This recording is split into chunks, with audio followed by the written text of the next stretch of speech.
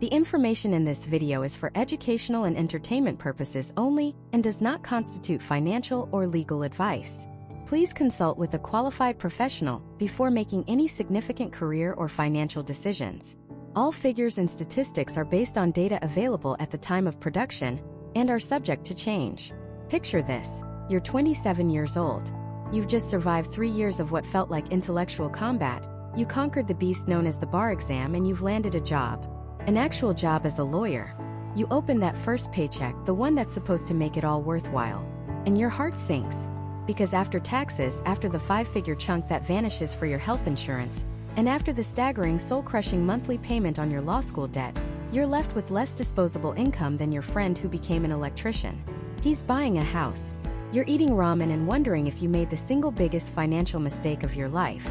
This isn't a hypothetical nightmare. For a shocking number of new lawyers in America, this is the reality. The promise of a law degree, the one that's been sold to us for generations in movies, TV shows, and by our own guidance counselors, is cracking. The idea that you just go to law school, get a job, and automatically step onto an escalator to wealth is one of the most dangerous myths in modern higher education. So is the dream dead? Is a law career in 2026 a path to wealth? Or is it a 6-figure trap baited with prestige? That is the exact question we are going to answer. This isn't another video telling you to follow your passion. This is a brutally honest, data-driven deep dive into the financial reality of being a lawyer in America today.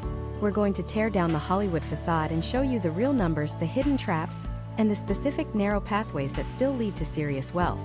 By the end of this presentation, you will have a clear, unvarnished framework to understand if this career is your golden ticket or a one-way trip to financial servitude. Let's start with the myth itself. We've all seen it. The slick, charismatic lawyer in a $1,000 suit, striding into a glass-walled corner office with a stunning view of the city skyline. They're closing multi-million-dollar deals on the phone and winning impossible cases in the courtroom. They drive a luxury car, live in a penthouse, and their starting salary is more than what your parents made combined. This is the image of Harvey Specter from Suits. It's the image that fuels a multi-billion-dollar law school industry. It's powerful, it's seductive, and for the vast majority of law school graduates, it is a complete and utter fantasy. The first dose of reality comes from a single devastating chart. If you are even thinking about law school, you need to tattoo this on your brain. It's called the bimodal salary distribution curve. Now that sounds complicated, but the concept is terrifyingly simple. For most professions, if you were to plot everyone's starting salary on a graph, you'd get a nice bell curve. A few people would make a little, a few would make a lot, but most people would be clustered right in the middle, earning a solid average salary. The legal profession is not like that. The legal salary graph looks like a camel with 2 humps.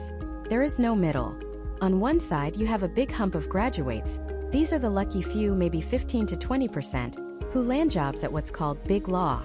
These are the massive international firms with hundreds, sometimes thousands of lawyers. If you graduate from a top 14 law school with excellent grades, you might get one of these jobs.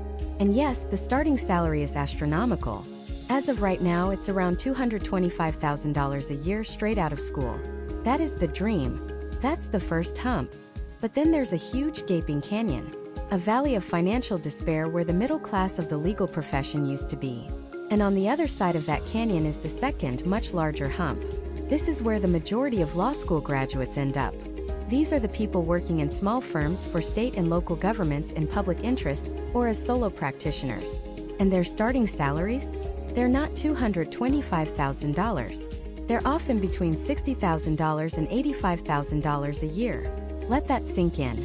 You have one group making $250,000 and a much larger group making less than a seasoned public school teacher in many states, and almost no one in between. The average lawyer salary you see online, maybe around $135,000, is a statistical lie. It's a meaningless number created by averaging 2 extreme poles. It's like saying the average temperature between the North Pole and the Sahara Desert is a pleasant 75 degrees. It tells you nothing about the reality on the ground. The reality is, you are far more likely to end up on the $70,000 side of the canyon than the $225,000 side. And this is where the debt equation becomes a weapon of mass financial destruction. The cost of law school doesn't care which salary hump you land on. A degree from a top private law school can easily cost over $70,000 per year in tuition alone. Add in living expenses, books, fees, and interest, And the average law school graduate is walking away with over $160,000 in student loan debt. Some carry debt loads well over $250,000. Now let's do the math. A $160,000 debt at a 7% interest rate on a standard 10-year repayment plan is a monthly payment of over $1,850. That's more than $22,000 a year. Let's be clear. That is not a payment on an asset like a house. That is a payment to your past. It is a tax on a decision you made when you were 22 years old. If you're one of the lucky few in big law making $225,000, that payment is painful but manageable. It's an annoyance. But what if you're on the other hump? What if you're making $75,000 a year? Your take-home pay after taxes might be around $4,500 a month. That $1,850 student loan payment is now nearly half of your entire post-tax income. It's not an annoyance, it's an anchor. It dictates where you can live, if you can save for retirement, if you can afford to start a family, if you can ever dream of buying a home. It is a pair of golden handcuffs, locking you into a career you might hate, just to make the minimum payments on a degree that failed to deliver on its promise. This is the brutal math that the glossy law school brochures will never show you. They sell you the dream of the first hump, while the statistical reality overwhelmingly points to the second. And we haven't even talked about the new monster in the room, the one that's threatening to make this entire equation even worse: artificial intelligence. For decades, the bread and butter of a young associate's life was document review, spending thousands of hours reading through mountains of paperwork. It was grueling, but it was billable. It was how you learned and how the firm made money. Today, AI can do that work in a fraction of the time with greater accuracy for a fraction of the cost. So the very jobs that used to be the entry point for thousands of law graduates are evaporating. The bottom rungs of the ladder are being sawed off, making it even harder to start that climb. The question is no longer just, can I get a job? But will my job even exist in 5 years? So, are we saying it's impossible? Should everyone just give up on the idea of becoming a lawyer? Absolutely not. But what this means is that the old map is useless. The simple path of go to law school, get rich is gone. The landscape has changed, and navigating it requires a new, far more sophisticated strategy. It's no longer about just being a lawyer.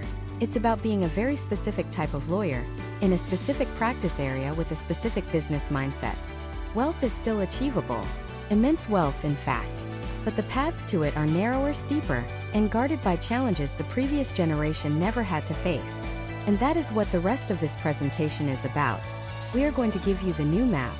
We will break down the precise practice areas that are not only recession-proof and AI-resistant, but are actually creating more millionaires than ever before.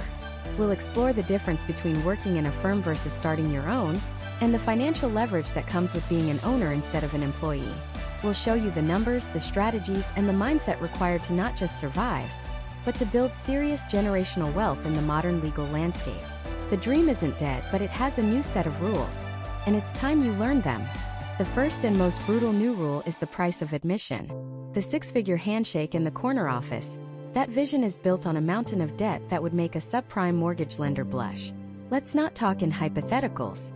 Let's talk cold, hard numbers for the graduating class of 2026. The average private law school tuition is now hovering around $70,000 per year. That's just tuition. Add in books, fees, and the astronomical cost of living in cities like New York, Boston, or Los Angeles, and you're easily looking at over $100,000 a year. For 3 years. That's a $300,000 investment before you've billed a single hour. And that's the average. For a top-tier T14 school, the kind that acts as a feeder for the hyper-elite law firms, you can push that number closer to $350,000, even $400,000 by the time interest accrues during your studies. This isn't just a loan. It's an anchor. It's a financial ball and chain that dictates the first decade of your career, whether you want it to or not. It fundamentally changes the decisions you make, the jobs you can accept, and the life you can afford to live. The game is rigged from the start, because that debt creates a powerful psychological current, pulling nearly every graduate towards one specific type of job, regardless of their passions or talents. It's a siren song of high salaries, and it leads directly to the biggest myth in the legal profession: the lawyer salary illusion. You've all seen the headlines. First-year associates at major law firms now making $225,000. It's an intoxicating number. It's the number that justifies the $300,000 in debt. It's the number that parents brag about at cocktail parties. But it is a dangerous, dangerous lie. Not because the number itself is false, but because it represents a tiny, rarefied sliver of the legal market. The truth about lawyer salaries in America is not a smooth, upward curve. It's what's known as a bimodal distribution. Imagine a graph of all starting lawyer salaries. You wouldn't see a single large hill in the middle like you would for many professions. Instead, you see a camel's back. There are two distinct humps, with a massive barren valley in between. On one side, you have a small, sharp peak. This is big law. This is the $225,000 starting salary. It accounts for maybe 15 to 20% of all law school graduates. These are the jobs in major markets at firms with hundreds, even thousands of attorneys serving Fortune 500 clients. It's the brass ring everyone is told to reach for. But then there's the other hump, the much larger, wider, and more populated one. This peak sits somewhere between $60,000 and $90,000 a year. This is the reality for the vast majority of law school graduates. This is the world of small firms, public defenders, state prosecutors, government agencies, and nonprofits. These are the lawyers working in your hometown, handling divorces, drafting wills, and defending DUIs. They are the backbone of the legal system, and they are starting their careers earning less than a mid-level project manager at a tech company, but with 3 times the debt. The valley between these two peaks? That's the no man's land where very few jobs exist. You either make it into the big law peak or you land in the much larger, lower-paying one. There is very little in between. To truly understand the impact, let's follow the stories of 2 typical graduates from the class of 2026. We'll call them Jessica and Michael. Both are smart, driven, and graduated from the same good but not elite law school. Both have $300,000 in student loan debt. Jessica is a star. She was on Law Review, networked relentlessly, and landed the dream job. She's a first-year associate at a prestigious firm in New York City. Her starting salary is $225,000. On paper, she's a massive success. But let's break down her path to wealth. First, taxes. In New York City, federal, state, and city taxes will take a bite of around 40%. Her $225,000 salary instantly becomes a take-home pay of about $135,000 or $11,250 a month. Now for the debt. On a standard 10-year repayment plan, her $300,000 loan at, let's say, a 7% interest rate comes with a monthly payment of roughly $3,500. Ouch. So her monthly take-home is now down to $7,750. But she has to live in New York, one of the most expensive cities on earth. A modest 1-bedroom apartment is $4,000 a month. Now she's at $3,750. Add in utilities, a MetroCard, food, health insurance copays, and maybe, just maybe, 1 or 2 nice dinners a month to feel human, and you can easily see another $2,000 vanish. Suddenly, Jessica, the high-flying $225,000 a year lawyer, is left with maybe $1,500 a month in discretionary income. $1,500 to save, to invest, to build wealth. And that's before we even talk about the lifestyle. She's not working 40 hours a week. She's working 70 or 80. She's billing 2,000 hours a year, which means she's at the office for far more. Her life consists of her desk, takeout food, and the Uber ride home at 11 p.m. She has a high income, but she has no time, and after her obligations, she has surprisingly little money to show for it. She is not wealthy. She is a highly paid indentured servant to her loans and her firm. Now let's look at Michael. He didn't get the big law job. He took a position as a public defender in a mid-sized city in the Midwest. He's passionate about the work, but his starting salary is $65,000 a year. After taxes, he's taking home about $4,000 a month. His student loan payment is the exact same as Jessica's, $3,500 a month. Do the math. Michael is left with $500 a month before he pays for rent, food, or a car payment. It's an impossible situation.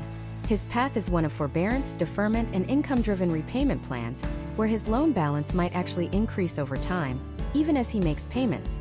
He might qualify for public service loan forgiveness after 10 years, but that's a decade of living on a razor's edge, praying the program doesn't get changed or defunded.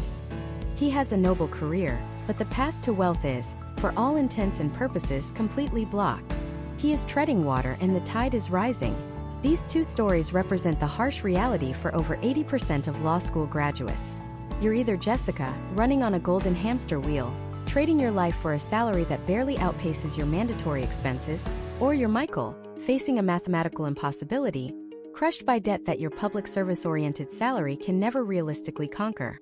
This is the trap. The system funnels you into a binary choice. Burn out for a chance at solvency or follow your passion into a state of perpetual financial anxiety. The promise of becoming a lawyer was supposed to be a ticket to the upper middle class, a foundation for building real, lasting wealth. But for so many, it has become a quagmire of debt and disillusionment. The old rules said, go to the best school, get the highest paying job, and wealth will follow. The new rules reveal that this path is a mirage. So if the most coveted, high-paying jobs are a gilded cage, and the more common, lower-paying jobs are a financial death sentence, where is the opportunity? Where is the path to wealth that we promised? It exists, but it's not found on the traditional career ladder. It's found by exploiting the gaps in the system, by understanding leverage, and by making one critical decision before you even graduate, a decision that determines whether you'll be a cog in the machine or the person who owns the machine.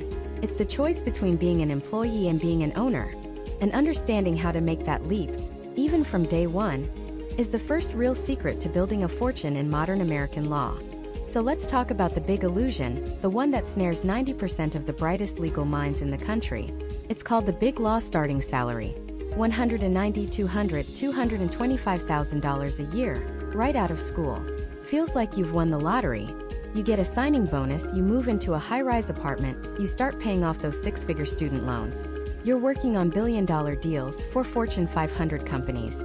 You are, by every external metric, a massive success. But what you don't realize is that you've just voluntarily fastened a pair of velvet-lined, 24-karat golden handcuffs to your own wrists. You are now a highly compensated, incredibly intelligent, and completely replaceable part in a machine designed to print money for someone else. Your job is to convert your life force, your time, your energy, your mental health, into 6-minute increments of billable time. The more of your life you sacrifice, the bigger your bonus. It's a simple, brutal transaction, and for a while it works. The money is fantastic, but your income potential has a hard ceiling. There are only so many hours in a day. You can work 2,000 hours, 2,500 hours, maybe even 3,000 hours if you're willing to give up sleep and relationships. But you can't work 10,000 hours.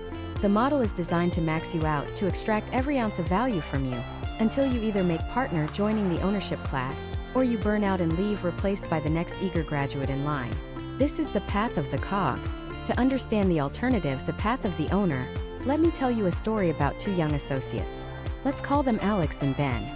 They both graduate from the same top-tier law school, and they both land coveted jobs at the same prestigious New York law firm. They're given identical starting salaries and assigned to the same corporate group. Alex is the model associate. He's brilliant, meticulous, and relentlessly hardworking. When a partner gives him a research assignment, he returns a flawless 50-page memo that covers every possible angle. When he's put on a deal, he's the first one in and the last one to leave, grinding through due diligence checklists until 3 a.m. His entire focus is on execution. Do the work assigned, do it perfectly, bill as many hours as humanly possible, and impress the partners. His goal is simple: survive the gauntlet, climb the ladder, and in 8 to 10 years, maybe, just maybe, make partner. He sees his job as a series of tasks to be completed. He's a legal technician of the highest order. Now let's look at Ben. Ben is just as smart and works just as hard as Alex. His memos are excellent. His work product is top-notch. But his focus is completely different. Ben understands that the firm isn't just paying him a salary. It's paying for his education in the business of law. He sees his associate years as a multi-$100,000 per year paid MBA in running a high-margin professional services company. When Ben is assigned to a soul-crushing document review, Alex puts on his headphones, drinks his coffee, and clicks through thousands of documents, billing every possible minute. Ben does the exact same work, but while he's clicking, his mind is working on a different level. He's asking questions. Why are we using this review software? Is it the most efficient? What are our competitors using? How did the partner budget for this phase of discovery? How much are we charging the client per hour for my work? And what is the firm's profit margin on me? He looks at the senior associate managing the review and studies how she delegates tasks and manages the team. He's not just doing the work, he's reverse engineering the process. When Alex is on a conference call with a client, he stays silent unless spoken to, taking meticulous notes on his assigned tasks. When Ben is on that same call, he's also taking meticulous notes, but he's listening to the client's language. What are their business concerns, not just their legal ones? What is the GCC most worried about? What's their appetite for risk? He's trying to understand the client's world, to see the deal not as a collection of legal documents, but as a strategic move in a competitive market. Alex eats lunch at his desk to bill an extra 0.5. Ben uses his lunch hour once a week to take a paralegal or an IT support specialist out for coffee. He learns about the firm's new case management software from the IT guy. He learns from the paralegal which partners are the most organized and which cases are the most profitable. He's building a network of information. He's mapping the organization. After 2 years, Alex gets a bigger bonus than Ben. The partners praise his work ethic and his billable hours. He's seen as a reliable workhorse. Ben gets a great bonus too, but he's known for something different. Partners start specifically requesting him because they've noticed he asks questions about the client's business strategy. A senior partner asks him to help draft a proposal for a new client, not because of his legal research skills, but because Ben had a smart idea about how to structure the fee arrangement to align with the client's goals. Alex is building the firm's business. Ben is learning how to build a business. This is the ownership mindset in action, and it boils down to 3 fundamental shifts in perspective. The first is to see the business, not just the case. Every legal matter, from a simple will to a multi-billion-dollar merger, is a product sold to a customer. As a young lawyer, you are conditioned to only see the legal problem. The owner sees the entire transaction. How was the client acquired? What is the marketing cost? How was the service priced? What is the profit margin? What is the lifetime value of this client? You don't have to know all the answers, but you must start asking the questions. Start thinking like a partner. When you review a bill before it goes to a client, don't just check your time entries. Look at the whole thing. Does this bill tell a story of value? Or does it look like a random list of tasks? This perspective shift is what separates a future partner from a permanent associate. The second pillar is to build your brand, not just your billables. Alex's personal brand was hard worker. It's a good brand, but it's not unique. Ben's brand was becoming the associate who understands the business of our clients. That's a powerful, unique brand. Your brand is your reputation for a specific type of value. In your first few years, you can start building it by developing a micro-specialty. Don't just be a general corporate associate. Be the associate who knows everything about non-disclosure agreements for tech startups. Be the litigator who has mastered the obscure rules of evidence for digital forensics. Write an article for the firm's blog. Offer to help a partner prepare a presentation for an industry conference. You are not an anonymous resource. You are a brand. And your brand is the most valuable, portable asset you will ever own. It follows you wherever you go. And that brings us to the third and most crucial pillar. Treat your time as an investment, not an expense to be billed. The employee mindset sees a finite number of hours in the year to be sold to the highest bidder, the firm. The ownership mindset sees those same hours as a portfolio of capital to be invested. Yes, a large portion of it must be invested in billable work to pay the bills and build your core skills. But a critical portion, maybe 10–15%, must be invested in activities that don't show up on a timesheet but yield a massive return later. Reading a book on business development is an investment. Taking that partner from another department to lunch to learn about their practice is an investment. Learning how to use new legal technology that makes you more efficient is an investment. These non-billable investments are what create the foundation for future wealth. Alex chased the extra 200 billable hours for a slightly bigger bonus this year. Ben used those 200 hours to build relationships and skills that would allow him to originate his own clients in 5 years, generating millions in revenue. Who do you think made the smarter investment? In 2026 and beyond, this distinction will become the Grand Canyon-sized gap between the lawyers who thrive and those who just survive.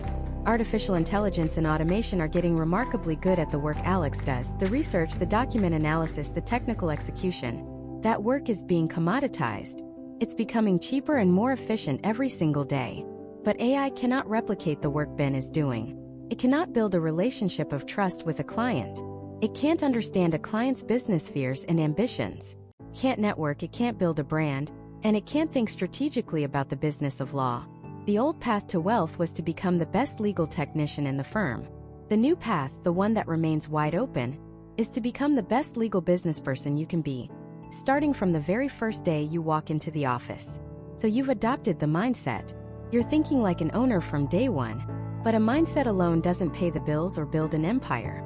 The next step is turning that mindset into a concrete strategy, a financial blueprint for your first 5 years that separates the high earners from the truly wealthy. It involves mastering a concept that law schools never teach, and most partners will never tell you: the 3 forms of leverage that create true financial freedom. The first and most fundamental form of leverage is labor. This is the oldest trick in the book. It's the entire business model of big law, and as a young associate, you are not the one wielding it. You are the leverage. Picture a pyramid. At the very top, you have the equity partners. Below them, a wider layer of senior associates. Below them, an even wider base of junior associates. And below that, paralegals and staff. The entire structure is designed to leverage the time of those at the bottom to generate profit for those at the top. A partner might bill their time at $2,000 an hour. They bring in a massive piece of litigation. They can't do it all themselves, nor would they want to. So they hand a 100-hour research project to a mid-level associate who bills at $900 an hour. That associate, in turn, hands a 50-hour document review task to a first-year associate who bills at $600 an hour. The first year gets help from a paralegal who bills at $250 an hour. Let's do the math. The firm pays you, the first year, maybe $200 an hour when you break down your salary, but it bills your time to the client at $600. That's a $400 per hour spread. For $100 of profit generated every single hour you work, that flows up the pyramid. Multiply that by 2,000 billable hours a year, and your seat alone is generating nearly $1 million in gross profit for the firm before overhead. Now multiply that by the hundreds of associates at the firm. This is labor leverage. It's how law firms print money. For your first few years, this is your reality. You are trading your life hours for a high salary. It's a good trade, better than most. But it's a trap if you don't see it for what it is. Your income is directly and linearly tied to your time. If you don't work, you don't get paid. If you want to make more, you have to bill more. But there are only so many hours in a day. You can't bill 4,000 hours a year without ending up in a hospital or a psych ward. This path has a hard ceiling. It's a path to being a high earner, yes. But it is not, on its own, a path to true wealth. Wealth is not about earning more. It's about uncoupling your income from your time. To do that, you need to get on the other side of the leverage equation. Which brings us to the second form, capital. Capital is the classic form of leverage. It's money making money. In the legal world, the most direct path to wielding capital leverage is becoming an equity partner. When you make equity partner, you are no longer just an employee. You are an owner. You have to buy in, investing your own capital, often hundreds of thousands, sometimes millions of dollars, into the firm. In return, you stop being just a generator of profit and start receiving a share of the firm's total profit. Suddenly, your income isn't just based on the hours you bill. It's based on the hours billed by every single associate in that pyramid beneath you. You are now leveraging their labor. That $400 per hour spread that you used to generate? A piece of that now flows directly to you. This is why a partner's compensation can jump from $700,000 as a non-equity partner to $3 million as an equity partner. Even if they're billing the same number of hours. They've crossed the chasm. They are now leveraging the labor of 100 other lawyers using their capital as the fulcrum. Their income is no longer linear. It's exponential. Of course, this extends beyond the firm. The high salary you earn in your associate years should be aggressively deployed to build your own personal capital leverage. Every dollar you invest in the S&P 500 in a rental property in a friend's startup is a tiny employee working for you 24/7. It doesn't need sleep, it doesn't take vacations, and it doesn't complain. This is how wealth is built. You use the income from your labor to buy assets. Those assets generate more income, which you use to buy more assets. It's a virtuous cycle. But here's the problem. As a brand new lawyer, you have no capital. In fact, you have the opposite. You likely have negative capital, buried under a mountain of student loans. So the ultimate goal of capital leverage feels a million miles away. It feels like you first have to spend a decade as someone else's leverage just to get back to zero, let alone have enough to invest. This is the traditional path. It's a long, brutal slog. But what if there was a third way? A form of leverage that is infinitely scalable, requires almost no money to start, and that you can begin building on day one of your career without anyone's permission. This is the great unlock for the modern professional. This is the leverage of code and media. Think about it. Labor leverage is limited by people and time. Capital leverage is limited by the amount of money you have. Code and media have no such limitations. If you write a piece of software, it can be used by 1 million people at the same time, and it costs you nothing extra for that millionth user. The marginal cost of reproduction is zero. If you record a podcast or write a newsletter, you create it once, and it can deliver value to 10 people or 10 million people. It works for you while you sleep. It scales in a way a lawyer's time never can. 30 years ago, this wasn't an option. A lawyer's reputation was built over decades, through closed-door meetings, country club handshakes, and published articles in obscure legal journals. Today, you can build a global reputation from your laptop. Let me make this concrete. Imagine a third-year associate in New York specializing in venture capital financing. The traditional path is to keep her head down, bill 2,200 hours a year, and hope a partner notices her in 7 years. The new path? She spends 5 hours every weekend writing a weekly newsletter that breaks down the most interesting new term sheets and financing rounds in the tech world. She doesn't use legal jargon. She writes for founders and VCs, in their language. In year 1, she gets 1,000 subscribers. In year 3, she has 30,000, including every major venture capitalist in the country. What has she built? She has built an audience. She has built trust. She has built a brand. She is no longer just an associate at Firm X. She is the person who understands startup financing. Now, when a hot new startup needs to raise a Series A, who do you think their investors tell them to call? They don't just recommend a firm. They recommend her. She starts bringing in clients. Her value to the firm skyrockets. Her path to partnership is no longer a 10-year gamble. It's a 2-year certainty. She has used media leverage to shortcut the entire game. Or take a patent litigator who is fascinated by artificial intelligence. He starts a YouTube channel, explaining complex AI patent disputes in simple 5-minute animated videos. He does it for fun. But a few videos go viral in the engineering community. Soon he has 100,000 subscribers. He is now one of the most visible AI-focused patent lawyers on the planet. He gets invited to speak at conferences. He gets calls from Fortune 500 companies. He has built a client generation machine that works 24/7 for free. This is the third leverage. It's writing video, podcasts, code, social media. It's creating digital assets that build your reputation and attract opportunities at scale. It's permissionless. You don't need to ask a partner if you can start a blog. It's asymmetrical. The downside is a few wasted hours on a weekend.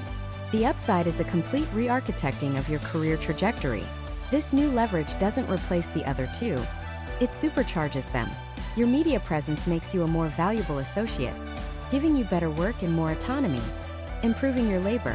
The clients and reputation you build dramatically accelerate your path to partnership and ownership, fast-tracking your capital leverage. And in some cases, the media asset itself can become so valuable it generates more income than your legal job, giving you the ultimate freedom to choose your own path. The old path was simple: trade your time for money, then eventually trade that money for assets. The new, smarter path is to run a parallel track from day one. Trade your time for money, while simultaneously investing a small fraction of your time into creating media. Use that media to build a reputation that makes your time more valuable and accelerates your access to capital.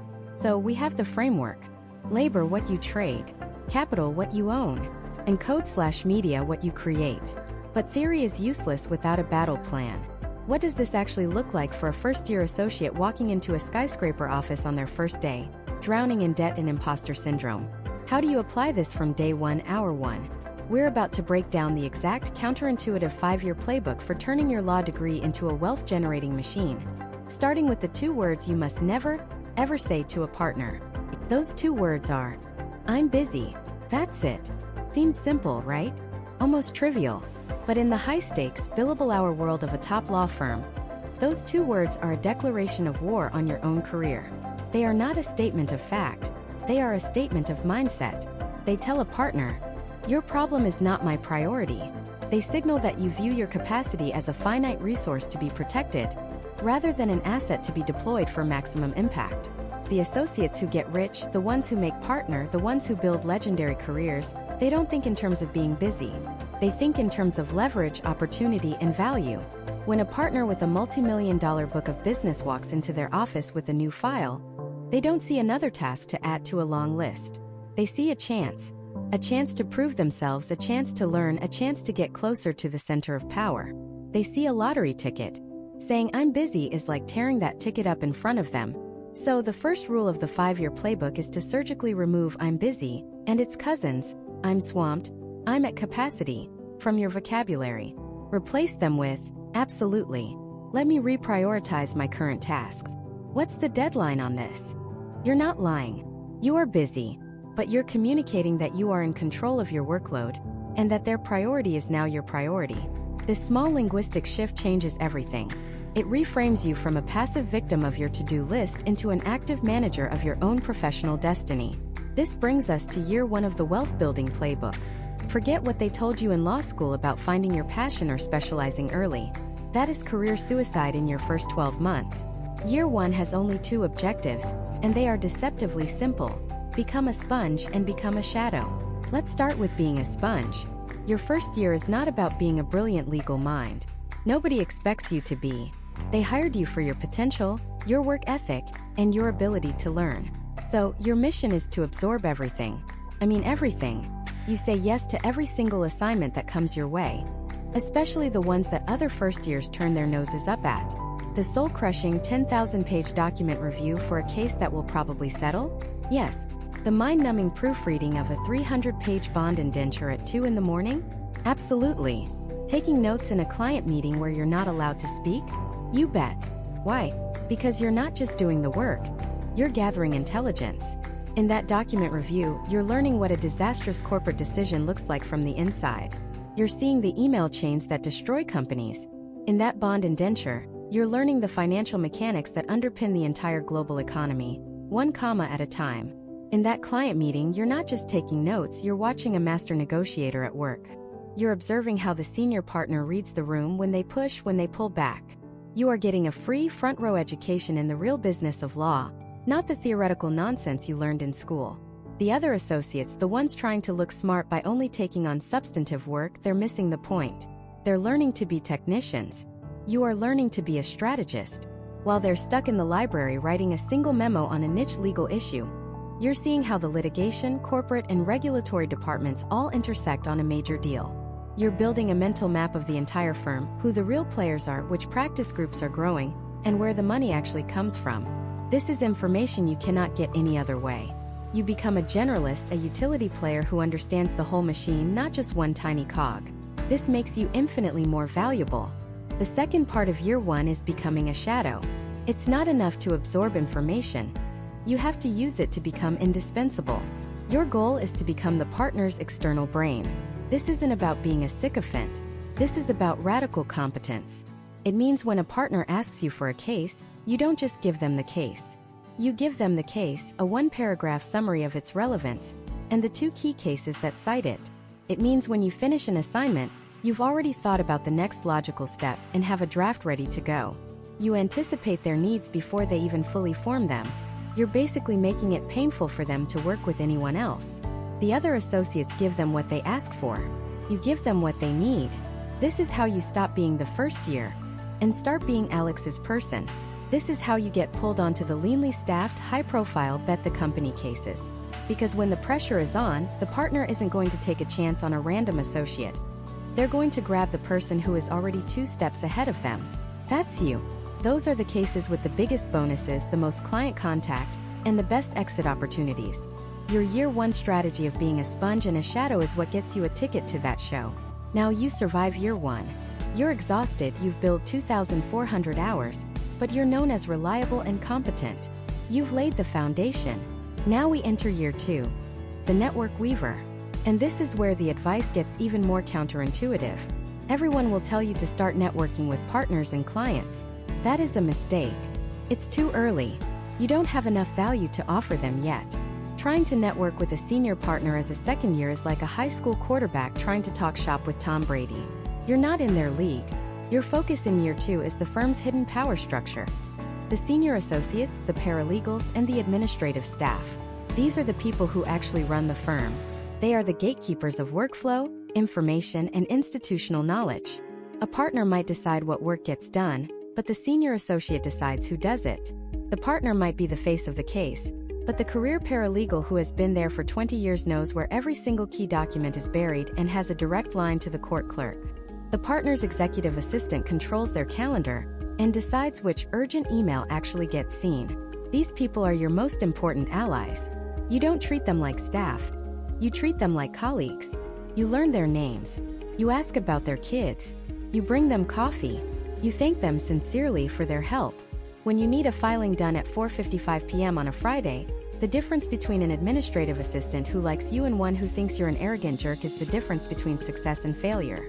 When a senior associate is slammed and needs to delegate a crucial piece of a brief, they're going to give it to the second year who has been a reliable teammate, not the one who disappears at 6 p.m. every day. By building this internal network, you create an immune system for your career. These allies will teach you the unwritten rules of the firm. They'll warn you about difficult partners or nightmare clients. They'll give you the heads up on interesting new cases coming down the pike. This internal goodwill is a currency far more valuable than you can imagine. While your peers are awkwardly trying to have coffee with partners, you're building a coalition of people who will actively help you succeed, day in and day out. You've used year 1 to become an invaluable doer. You've used year 2 to become a master of the firm's internal dynamics. You are now perfectly positioned for the next most critical phase, because you've proven you can work hard and that you can work smart within the system. But now you face the great filter, the point where most promising legal careers stall out. You have to prove you can think. You have to pivot from being a service provider to being a genuine advisor. This is the transition that separates the lifers from the legends. And it starts by mastering one specific, high-value skill that law school actively discourages. A skill that is the true secret to generating wealth in the legal field. The skill is selling. That's it. The one four-letter word that makes law professors and esteemed partners cringe. Selling. Sounds cheap. It sounds unprofessional. It sounds like something a used car salesman does, not a trusted counselor and officer of the court. Law school spends 3.25 years teaching you how to think, how to write, how to analyze, how to deconstruct an argument with surgical precision. It teaches you to be a phenomenal legal technician, but it actively, almost aggressively, ignores the single most important factor that will determine your financial success: your ability to persuade another human being to hire you. The entire culture of legal education is built on a foundation of risk aversion. You are trained to spot issues, to identify potential liabilities, to see the 100 ways a deal could go wrong. You are taught to rely on precedent, on what has been done before. This mindset is fantastic for protecting a client's assets. It is absolutely catastrophic for building your own. Business development at its core is about embracing risk. It's about putting yourself out there, trying new things and facing rejection. It's about looking forward, not backward. The skills that get you an A+ in civil procedure are the polar opposite of the skills that land you a 7-figure client. Law school programs you to be an employee, a very smart, very capable cog in a pre-existing machine. It does not train you to be the person who builds the machine. Think about the structure of a traditional law firm. It's a pyramid. At the wide base, you have the junior associates.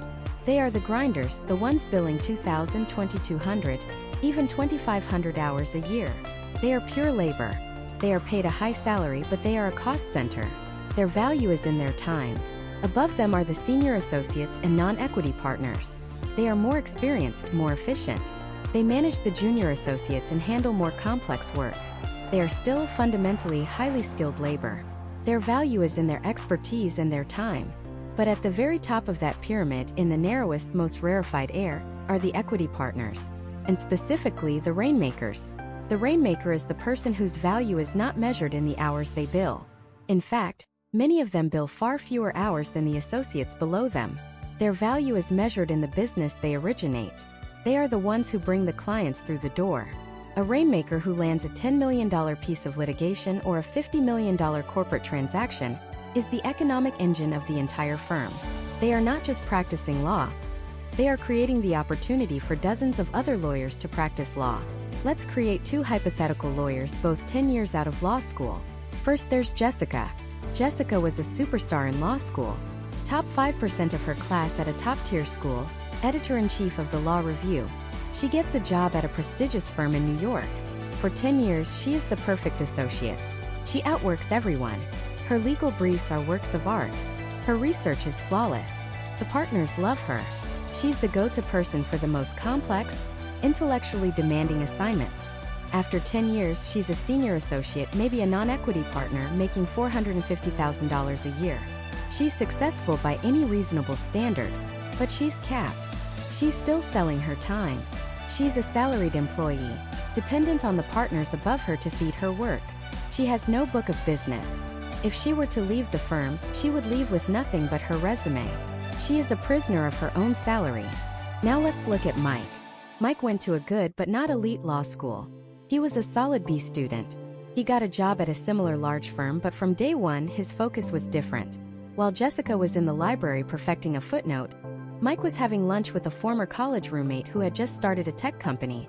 While Jessica was billing her Saturday away, Mike was speaking on a panel at a small industry conference about legal issues for startups. He joined trade associations. He wrote articles for business publications, not law journals. He spent a significant amount of his non-billable time building relationships. In his early years, the partners thought he was a bit of a slacker. His hours weren't as high as Jessica's. But then in his fourth year, that college roommate's company needed to raise a round of financing. They hired Mike. It wasn't a huge deal, but it was a start. Mike did a great job, and that founder introduced him to 2 other founders. By his 10th year, Mike has a portable book of business worth $5 million in annual billings. He's not just an equity partner. He's a major player in the firm. He's not making $450,000. He's making $2.5 million. Jessica might be a more technically proficient lawyer, but Mike is exponentially wealthier and more powerful. Mike's income is not tied to his own 2 hands. It's leveraged across an entire team of associates, perhaps even including people like Jessica, who do the work that his clients bring in. He owns the client relationship, and in the world of law, that is the only asset that truly matters. This is the fundamental secret. Wealth in law is not generated by doing the legal work. It is generated by getting the legal work. Your legal skill is just the price of admission. It's what you have to be in the game, but it doesn't determine who wins. The winners are the ones who understand that they are in the business of sales and marketing, and their product just happens to be elite legal services. So how do you cultivate this skill that law school ignores? You have to deprogram yourself. You have to start thinking like a business owner from your very first day as a summer associate. First, you must specialize. You cannot be a generic corporate lawyer. You have to become the lawyer for direct-to-consumer e-commerce brands, or the go-to litigator for intellectual property disputes in the medical device industry. A narrow focus makes you a magnet for the right kind of clients. It allows you to build a reputation as the undisputed expert in a specific pond, rather than being an anonymous fish in the corporate ocean. Second, you must provide value before you ask for anything in return. This is the core of modern marketing. Start a newsletter, host a webinar, create a podcast, write a blog, give away your best ideas for free. A potential client who has read your 10 brilliant articles on navigating FDA regulations for food startups already trusts you. They already see you as the expert. When they finally have a problem that requires a lawyer, you are not a stranger. You are the only logical person to call. You're not selling, you're being sought out. Third, learn to speak the language of your clients. This is critical. A CEO doesn't care about the nuances of the hearsay rule or the doctrine of promissory estoppel. They care about mitigating risk, protecting their intellectual property, closing a deal faster, or avoiding a lawsuit that could tank their stock price. You must learn to translate complex legal concepts into tangible business outcomes. Stop telling them what the law is and start advising them on what they should do. This is the shift from technician to advisor, and it's where the real value and the highest fees are found. Building this skill set is not easy. It takes time, it requires stepping outside your comfort zone, and it means dedicating hundreds of hours to non-billable activities that may not pay off for years. But it is the only path to true autonomy, power, and wealth in the legal profession. It's the difference between building a career and building an empire. But knowing you need to build a book of business is only half the battle. The strategies that make you a rainmaker in a massive 1,000-person law firm are completely different from the ones that would build a 7-figure solo personal injury practice. The very structure of your workplace, the battlefield you choose, can either accelerate your path to wealth or put a permanent ceiling on it. You can have all the sales skills in the world, but if you're trying to hunt whales in a pond meant for trout, you're going to starve. The ecosystem matters. And the legal world is divided into 3 distinct ecosystems, each with its own set of rules, its own financial realities, and its own unique path to the top. Choosing the right one for your personality and goals is arguably the most important financial decision you will ever make as a lawyer. So let's break down these ecosystems, Starting with the 800-pound gorilla in the room, the one that dominates every movie, every TV show, and every law student's anxiety-fueled daydreams, Big Law.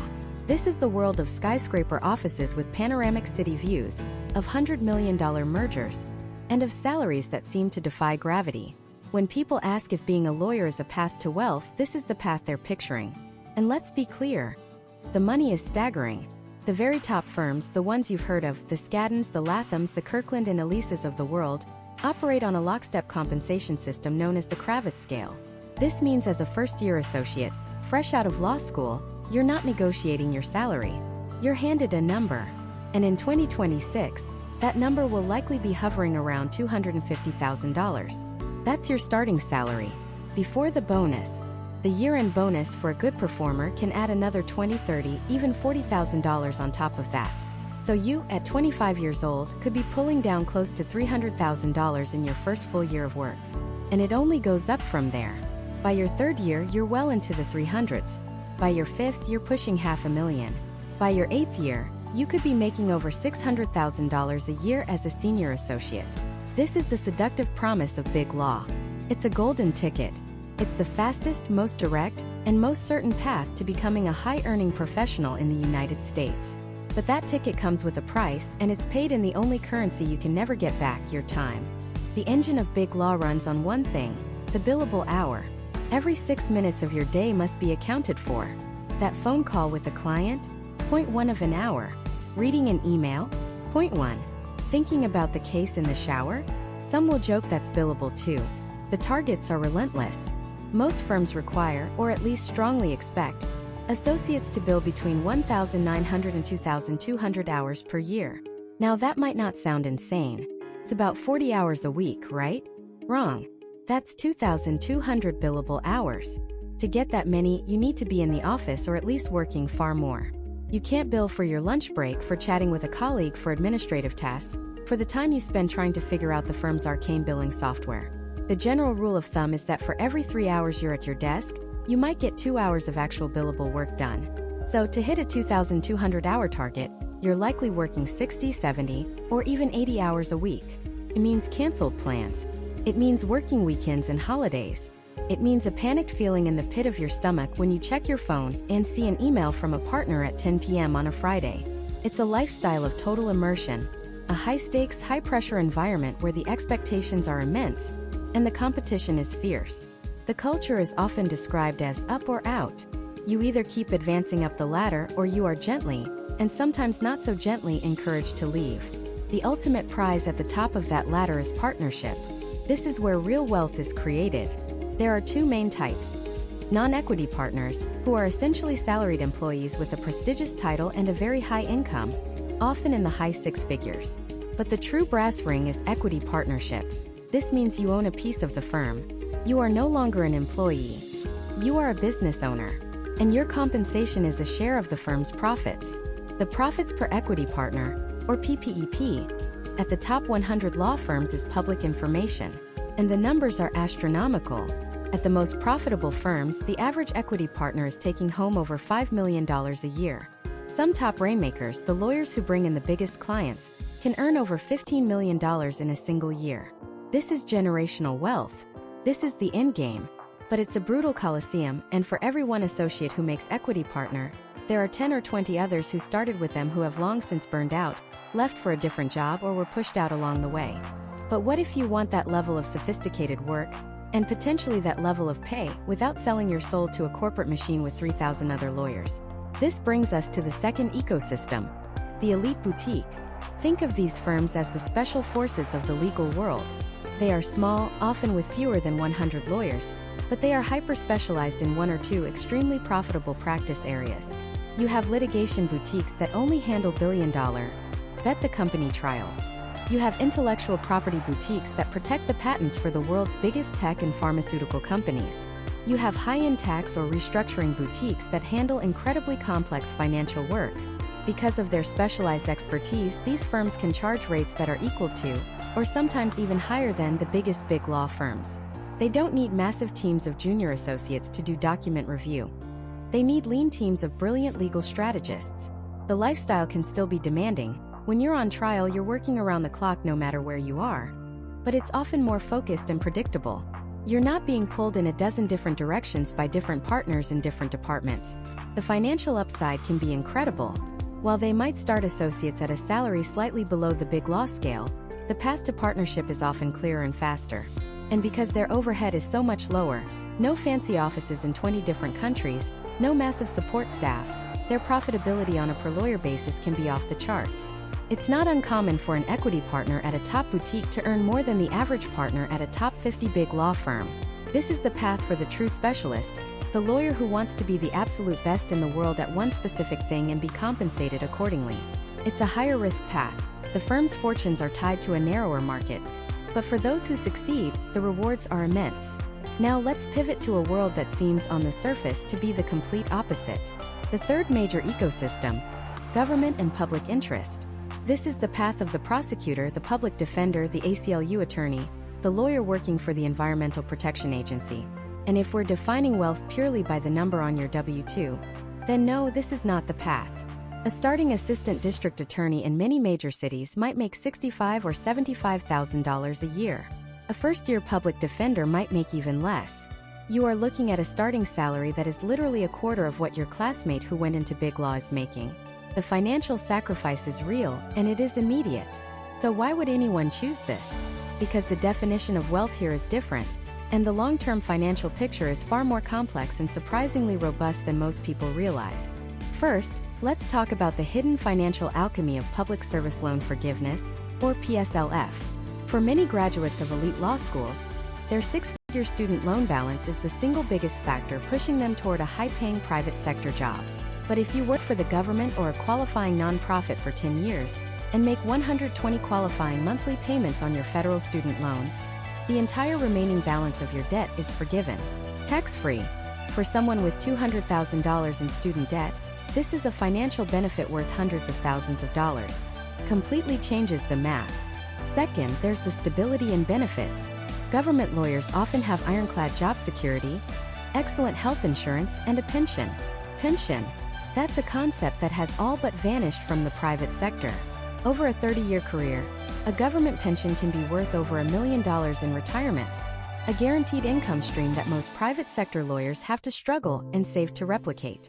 And while the hours are still long, you are almost never expected to be on call 24/7. A 45 or 50-hour week is often the norm, not the exception. That time to spend with family, to pursue hobbies, to simply live your life, has an immense, if unquantifiable, value. And finally, there's the intangible wealth of experience and mission. A third-year prosecutor might have already tried a dozen felony cases to a jury. A third-year big law associate might have never even spoken to a judge. The hands-on experience and responsibility you get in public service is unparalleled. You are on the front lines making a direct, tangible impact on society. For many, that sense of purpose is a form of wealth that no seven-figure bonus can ever buy. These three paths, big law, the elite boutique, and public service, represent the foundational choices a young lawyer faces. They are three completely different versions of a legal career, each with its own culture, its own trade-offs, and its own unique definition of success. But what if none of them feel quite right? What if you want the financial upside of the private sector but with more control over your life? Or the freedom of being your own boss? That's where the lines between these worlds begin to blur, and a whole new set of legal ecosystems emerges. Let's start with the path of the specialist, the rise of the boutique law firm. Picture this. Instead of a massive glass and steel skyscraper with 500 lawyers billing on everything from a divorce to a corporate merger, imagine a small, hyper-focused team of 10 legal assassins. They do one thing, and they do it better than anyone else in the country. Maybe it's intellectual property litigation for biotech companies. Maybe it's representing C-suite executives in high-stakes employment disputes. Or maybe it's navigating the labyrinthine world of cryptocurrency regulation.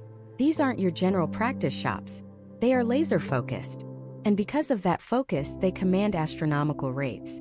They don't need the marble lobbies or the army of support staff that big law firms use to justify their fees. Their overhead is a fraction of their larger competitors. This creates a powerful financial dynamic.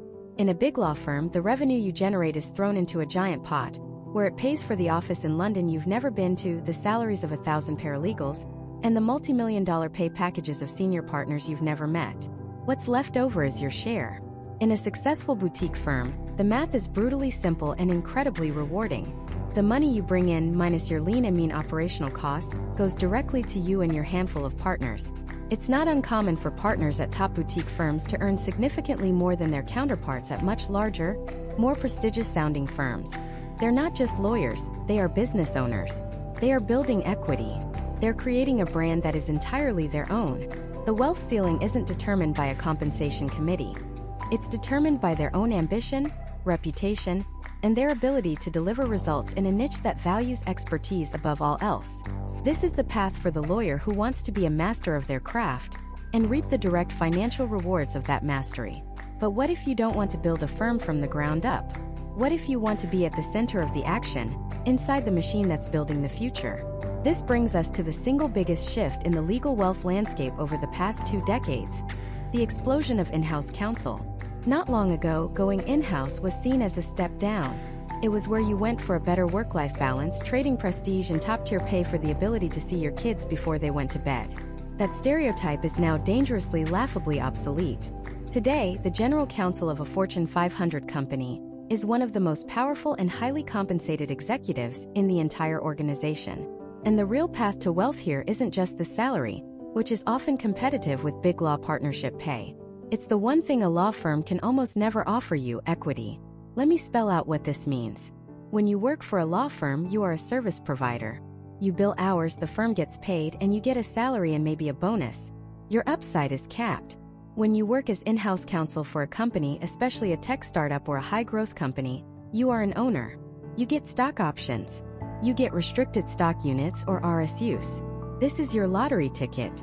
Imagine you're the third lawyer hired at a promising fintech startup. Your salary is decent, but the real prize is the 50,000 stock options they give you. For a few years, you work tirelessly, guiding the company through funding rounds, product launches, and regulatory hurdles. The work is intense, but you're not just an outside advisor. You are part of the core team building the business. Then the company has a successful IPO. Your stock options, which were once just numbers on a piece of paper, are now worth $10 million, or 20, or more. This isn't a fantasy. This happens. Every single year, legions of in-house lawyers at companies like Google, Meta, Amazon, and the next wave of unicorns become multimillionaires not because of their billable hour, but because they owned a piece of the value they helped create. This path transforms the lawyer from a cost center into a value creator. You're not just mitigating risk, you're enabling growth. You're sitting in the strategy meetings, helping decide which companies to acquire, which markets to enter. The wealth potential is astronomical and completely decoupled from the traditional time for money equation of a law firm. It's a risk, of course. If the company fails, your equity is worthless. But for those who choose the right company at the right time, the in-house path isn't just a path to wealth, it's a rocket ship. Now let's talk about the ultimate expression of freedom and control: becoming your own boss. The solo practitioner. For generations, the image of the solo lawyer was a tragic one. A stressed, overworked person in a cluttered office, struggling to make ends meet, handling any case that walked in the door. That lawyer is a relic. The solo practitioner of 2026 is an entirely different species. They are a legal entrepreneur, a CEO of a microcorporation. Technology has completely leveled the playing field. 20 years ago, to compete with bigger firms, you needed a massive physical law library, an army of secretaries, and an expensive downtown office. Today, your law library is a subscription to Westlaw or LexisNexis. Your secretary is a virtual assistant in another state. Your file cabinets are in the cloud, accessible from anywhere in the world. Your office can be a laptop at your kitchen table. The overhead that used to crush solo lawyers has evaporated.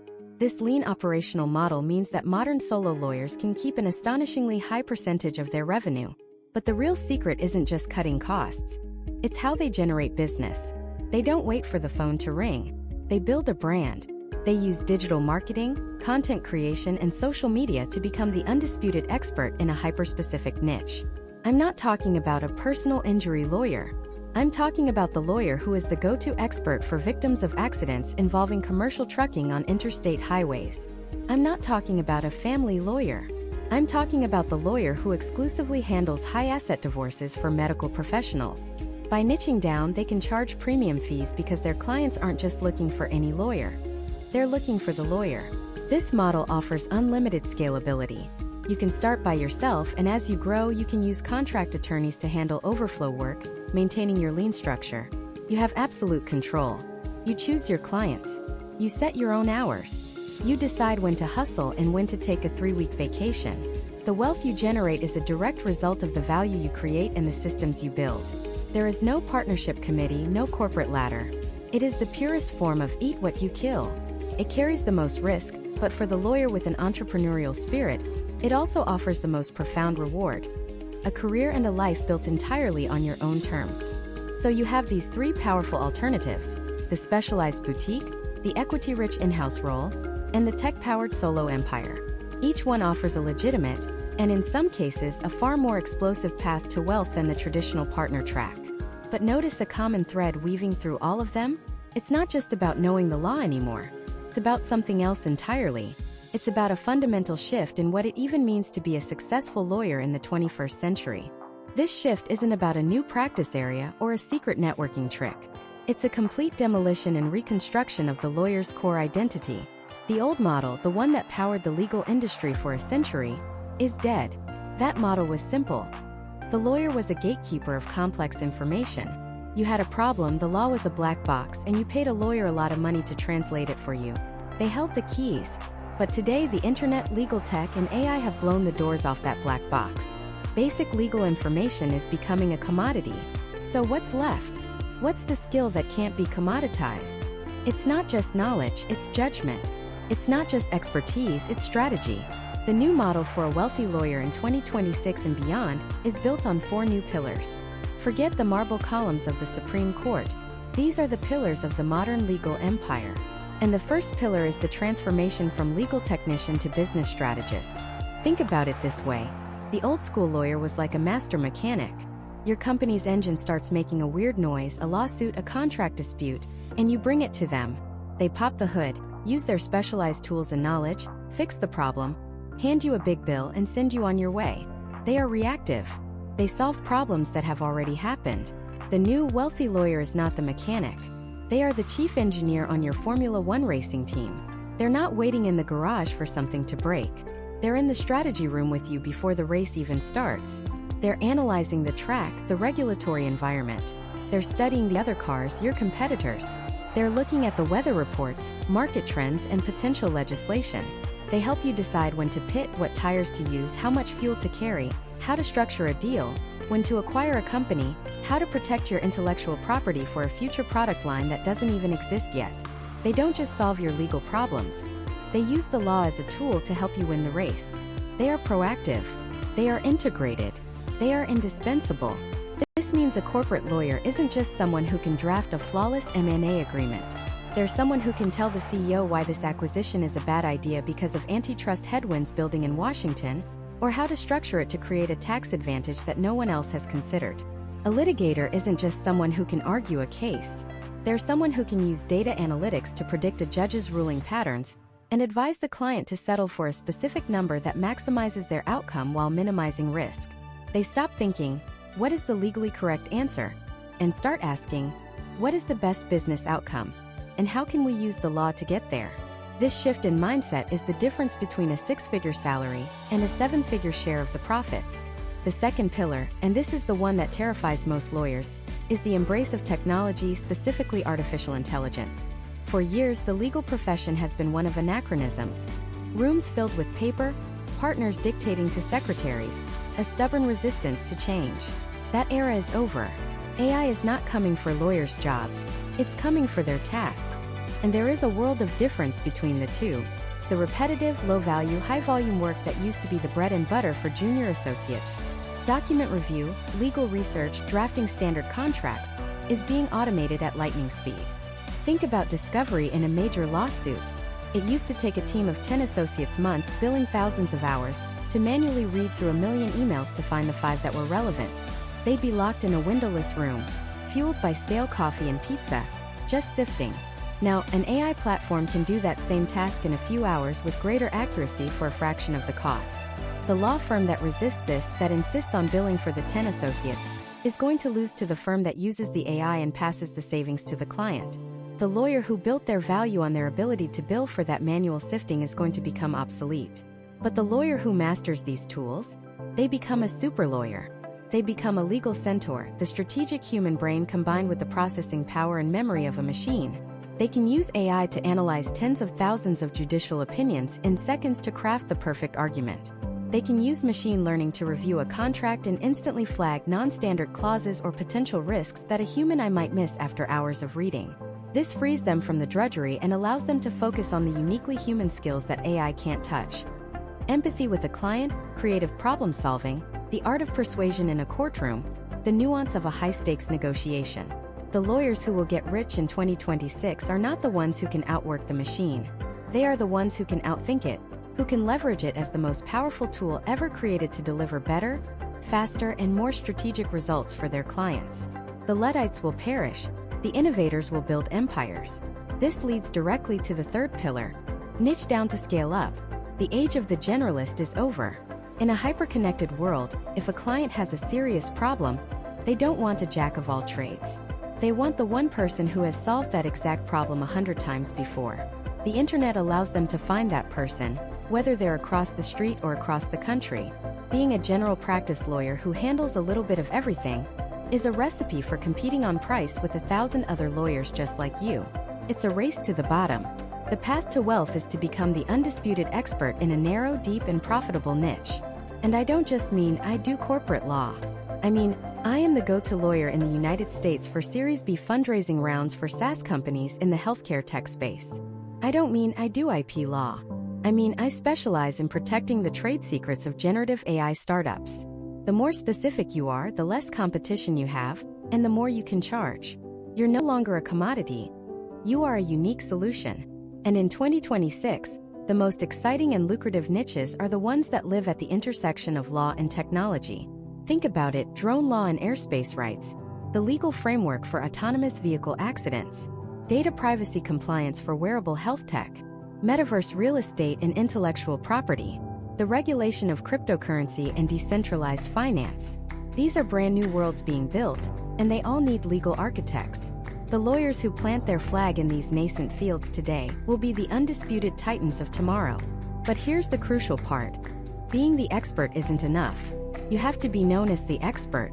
This is where the modern lawyer becomes a media company. You have to build a personal brand. You write the definitive blog on your niche.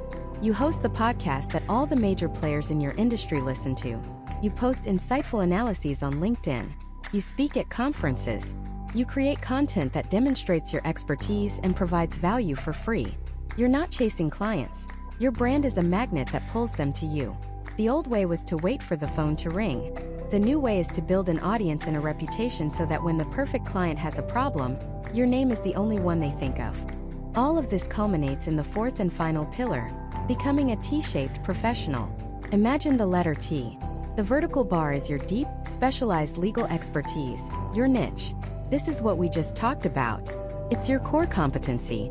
But the horizontal bar represents a broad, functional knowledge of other domains: business, finance, technology, marketing, project management. The old I-shaped lawyer was just the deep vertical bar. They knew the law and that's it. They couldn't read a balance sheet, they didn't understand how a marketing funnel worked, and they thought API was a type of beer. The T-shaped lawyer, the wealthy lawyer of 2026, is different. They can sit down with a CFO and have an intelligent conversation about revenue recognition. They can talk to a chief technology officer about the implications of their software stack on data privacy laws. They can understand a marketing team's goals and help them craft compliant yet aggressive advertising copy. They speak the language of business, not just the language of law. This makes them more than just an outside advisor. It makes them a true partner. It allows them to spot issues and opportunities that a purely legal-minded person would never see. This holistic understanding is the ultimate value proposition. It's what makes a client not just hire you, but refuse to make a single major decision without you. So that's the new blueprint. The lawyer as a business strategist, the AI-powered centaur, the niche expert with a powerful personal brand, and the T-shaped professional. This is no longer about just being a good lawyer. It's about being a phenomenal business person who happens to have a law degree. It's a far more demanding, more dynamic, and more entrepreneurial path than the one our parents' generation knew. And this entrepreneurial imperative isn't just a suggestion for 2026. It's a non-negotiable condition for survival. Because for every lawyer learning to build a business, there are 100 still clinging to the old model, completely oblivious to the technological tidal wave that's about to crash down on the entire profession. We have to talk about AI, not as some far-off science fiction concept, but as the single greatest disruptor the legal industry has ever seen, and it's already here. For the last century, the business model of law, especially big law, was built on a simple pyramid of leverage. A handful of partners at the top, a layer of senior associates in the middle, and a massive base of junior associates at the bottom. Those junior associates were the engine. They were billed out at hundreds of dollars an hour to do the grunt work, sifting through mountains of documents in discovery, conducting mind-numbing legal research, drafting boilerplate contracts. That model, the very foundation of law firm profitability, is about to be systematically dismantled by artificial intelligence. Think about it. Document review that used to take a team of 10 associates 2 months can now be done by an AI in a weekend, with greater accuracy. Legal research that required hours in a digital library can be completed by a sophisticated algorithm in seconds. AI can now draft, analyze, and redline contracts better and faster than a second-year associate who's on their third cup of coffee at 2 in the morning. All that low-level billable work that funded the system, that paid for the fancy offices and the six-figure starting salaries, it's evaporating. It's becoming a commodity. And when your core product becomes a commodity, the price crashes to zero. This is the apocalyptic vision many are painting. They see armies of unemployed lawyers, replaced by servers humming away in a data center. But that's a fundamental misunderstanding of what's happening. This isn't about replacement. It's about augmentation. AI is a tool, the most powerful tool ever handed to a knowledge worker. And in 2026, the path to wealth will be defined by one simple binary. Are you a lawyer who is threatened by this tool? Or are you a lawyer who wields it? The lawyer who is threatened will see their skills become obsolete. They will try to compete with the machine on speed and efficiency, a battle they are destined to lose. They will see their value plummet because the work they used to do is now virtually free. They will be the casualties of this new era. But the lawyer who wields the tool? Their potential for wealth becomes almost limitless. Imagine being a litigator who can use predictive analytics to model jury behavior and forecast case outcomes with 80% accuracy. Imagine being a deal lawyer who can use AI to analyze every contract in a target company's history in a single afternoon, identifying risks a human team might miss over months. This lawyer isn't selling hours anymore. They're selling outcomes. They're selling strategic insights that are supercharged by technology. They can handle more complex work, deliver it faster, and provide a level of value that was previously unimaginable. They can run a lean, hyper-efficient practice, taking on the bloated, slow-moving Goliaths of the industry and winning. They are not just a lawyer. They are a legal strategist armed with a supercomputer.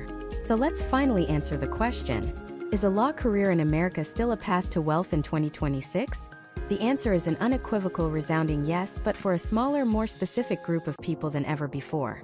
The golden ticket is gone. The automatic conveyor belt that carried anyone with a top 14 law degree to a comfortable, upper-middle-class life has been shut down and is being sold for scrap. The path to wealth through law is no longer a safe harbor for the risk-averse. It is now a high-stakes arena for the innovators, the builders, and the relentlessly adaptable. It is for the person who isn't just content with learning the law, but is obsessed with finding a better way to practice it. It's for the law student who spends their evenings learning Python, not because it's required, but because they know that understanding the logic of code will make them a better lawyer in a world run by algorithms. It's for the young associate who doesn't just do the work they're assigned, but actively builds a personal brand on social media, becoming a recognized expert in a tiny, emerging niche before anyone else even knows it exists. The new blueprint for wealth isn't about climbing a ladder. It's about building a platform. It requires a radical focus on two things: specialization and skill stacking. Generalists will starve. In a world where basic legal information is free, you cannot be a jack of all trades. You must become the undisputed go-to expert in an incredibly specific niche. I'm not talking about being an IP lawyer. I'm talking about being the lawyer that every venture capital firm calls when they have a portfolio company dealing with a data breach involving generative AI. I'm not talking about being a real estate lawyer. I'm talking about being the #1 expert in the country on the legal framework for tokenized commercial real estate assets. The riches are in these hyper-specific niches. And once you have that niche, you have to stack it with other skills. Law plus marketing, law plus data analytics, law plus finance, law plus media savvy. A lawyer who just knows the law is a commodity. A lawyer who understands the intricacies of SPACs and can also go on cable news and explain it clearly to a national audience is a rainmaker. A lawyer who understands product liability and also understands the code behind a self-driving car's decision-making matrix is invaluable. This is how you create a moat around your career that no amount of automation can cross. And we must acknowledge that the ultimate wealth in law has always come from ownership. This hasn't changed, but the definition of ownership has expanded. Yes, it can still mean making equity partner at a major firm, but it can also mean starting your own tech-enabled, niche law firm that operates with massive profit margins. It can mean leaving practice to become the general counsel of a pre-IPO startup, where your stock options could be worth more than a lifetime of billable hours. Or it could mean founding a legal technology company that solves one of the industry's biggest pain points, creating a fortune that dwarfs what any lawyer could make. The paths are more varied, more creative, and more entrepreneurial than ever. But there is a final crucial piece of this puzzle that we cannot ignore: the price of this wealth. The legal profession is in the midst of a mental health crisis. The rates of depression, anxiety, and substance abuse are astronomically higher than in almost any other profession. The relentless pressure, the adversarial nature of the work, the crushing debt, and the demand for perfection take a brutal toll. Before you embark on this quest for wealth, you must ask yourself, what are you willing to pay for it? Is a seven-figure income worth your health, your relationships, your peace of mind? Because the lawyers who will truly be wealthy in 2026 and beyond will be the ones who crack this code. The ones who build a profitable, sustainable practice without sacrificing their humanity. The ones who leverage technology not just to make more money, but to create a better life, to work smarter instead of just harder. The ones who understand that true wealth isn't just the number in your bank account, but the freedom and fulfillment you have in your life. The old world of law is gone. The stable, predictable, prestigious path that your parents might have envisioned is a relic of a bygone era. What has replaced it is something far more volatile, far more demanding, but also, for the right person, far more exciting. The path to wealth through law is no longer a well-paved highway. It's a treacherous off-road expedition through uncharted territory. There are more dangers, more pitfalls, and a much higher chance of failure. But for those with the vision to see the new landscape, the courage to embrace the new tools, and the resilience to build their own way forward, the treasures to be found are greater than ever before. The question is no longer whether the path exists. The only question that matters is whether you are the kind of person who can forge it.